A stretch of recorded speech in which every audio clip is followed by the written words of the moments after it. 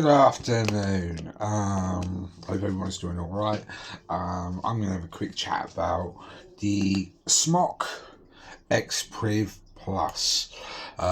This thing I've had this on the go for a couple of days or so now.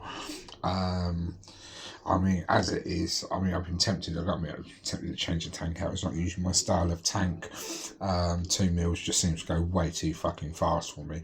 But for those who don't know about the X-priv is probably one of them first full screeny mabob kind of deals that come out back in like 2018 with the TFV 12.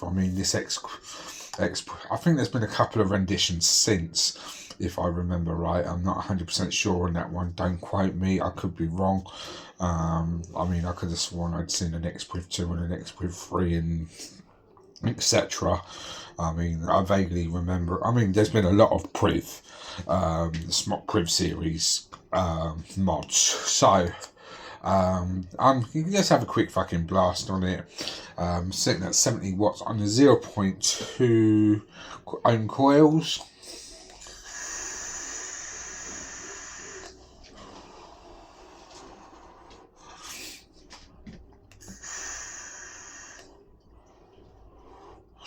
Right, all I'm going to say is this is quite a small dual battery mod. I just apologise for the tilt, but I couldn't be fucking bothered with the legs and shit like that. I just want to have a crack on with it. It's a pretty good little device. One thing I do recommend is if you're one that gets confused over button pressing and things like that, how many buttons, like 1 click, 2 click, 3 click, 4 click, and the scrolling and all that kind of shit. If you're going to be accessing your menu, you're going to be wanting to go 2, 3, 4. 1, 2, 3, 4. Accessing your menu, and then you're going to be using the little touch screen thing. But luckily for you, the only thing that's touch screen are the left and right buttons. Otherwise, things would get a little bit messy, I'd imagine, unless you were in the habit of locking your mods all the time. This is a 225 watt device. I haven't pushed it to the full 225 yet, so I don't really know if it's going to push to the full 225, or at least feel like it's going to push to the full 225. I've had the thing here that says, let's unlock that. I've had the thing here that says, the dial that might say, there we go. The dial will say 225. It's going to take fucking forever. I'm getting there, 180, 190, bang, bang, from 225. The dial will say 225. Whether or not you get the true 225 is unknown to me right now without sticking something with a little bit more power, since the coils supplied are no more than 80 watts. Most people might say that's enough, but I'm one of them. When I build coils, I like sometimes to push beyond the 150 mark, so that says it. But if I was to do that with this mod being so small, I wouldn't be able to do it, because I'd need quite a large ATI. So theoretically, the 225 is, I suppose, redundant for a mod this size. But I suppose it's nice to know you can have that push out power if you want it. I think I've spoken about the TFV sub-ohm, or TF or sub-ohm tank, or whatever they're calling it. Was it TFD, or I can't remember. TFD sub-ohm tank. I said I weren't really happy with the size of it. I don't particularly like the coils compared to how I used to like them originally, from the original TFV line, TFV 8, Baby Beast coils, things like that. You used to get weeks out of this. I feel this one's struggling, and it's only been in there a couple of days, so that's around about 80 watts ish. So it's not a particularly great coil, but I do have a feeling, because of obviously how small the tank is itself, that these metal bars on the inside might be partly choking out the cotton. So, you know, that might be my fault for not putting the cotton all the way out into the open as I would normally, you know. But I didn't really notice until I did it. I thought, oh, fuck. So, yeah. As I said, the 2mm from the TPD thing fucks me off. But that's life. That's one of the things we have to put up in the UK. I got to admit though, it is comfortable to hold. As you notice, I keep switching it out right there, but it doesn't matter what I do. I mean, I can palm fire, or finger fire. There's a whole bar thing now.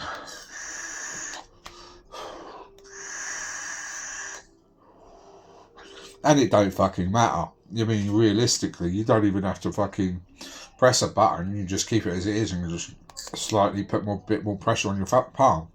That's mint.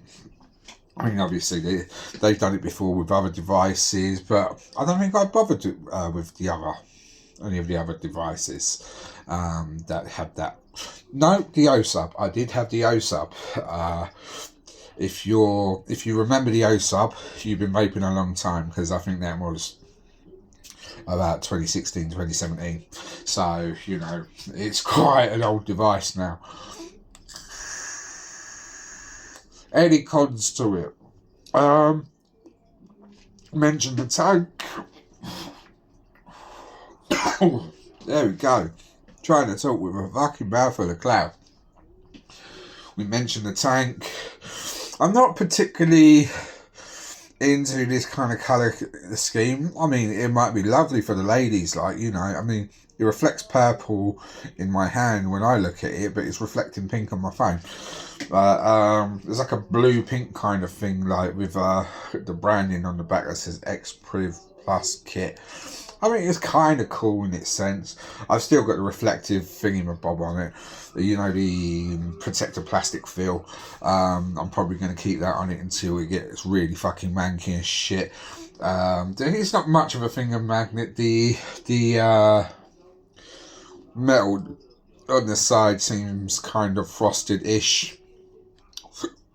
I'd be surprised if it is actually metal, to be honest. It's got a nice little bit of weight to it, but as I said, it's still very small. I mentioned about the tank size. It's been roughly about a 23mm. So I'd say about 24 is about the tops you're going to get on top of this. It kind of floats out a little bit, you know, so yeah, I'd say 24 is probably the best you're going to get out of this if you're going to put something else on it. I don't really know the prices, because I don't really bother checking the prices usually unless it really jumps out of my face. Like, but as far as this goes, I don't think it's a bad little bit of kit. If you want something that's slimline, you know, you just fucking slip it in, put it like your pocket. It's quite compact, so that's a bit of a pro. I mean, unless you count the reduction in size of the Atty, that's a bit of a negative, you know. Depends on you, doesn't it, really?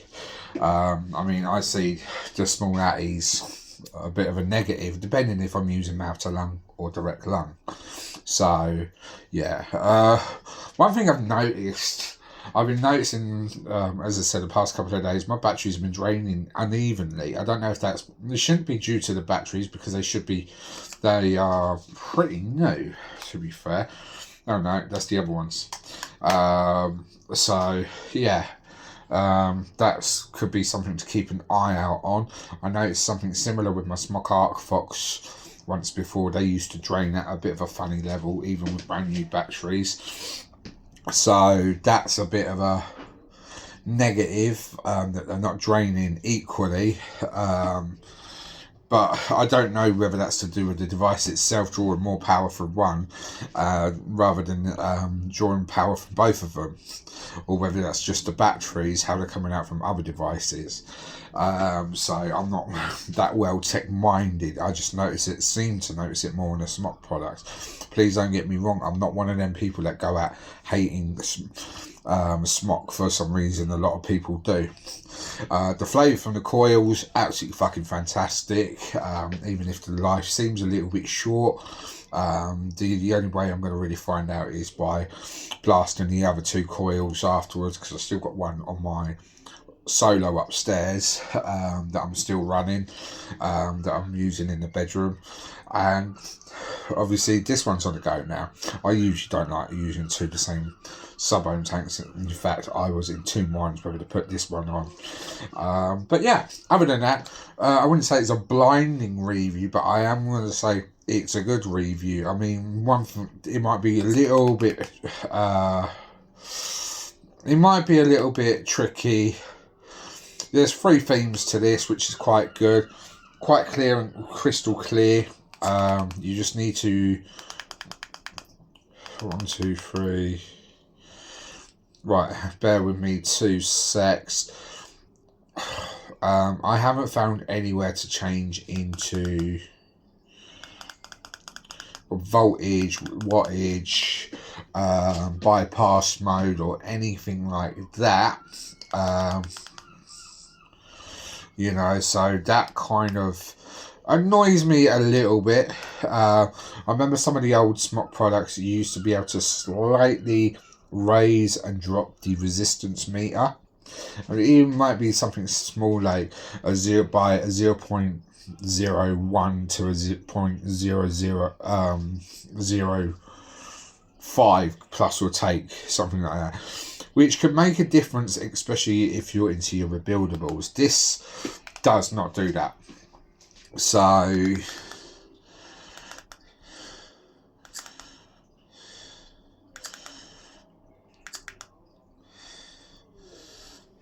see, I can't seem to switch out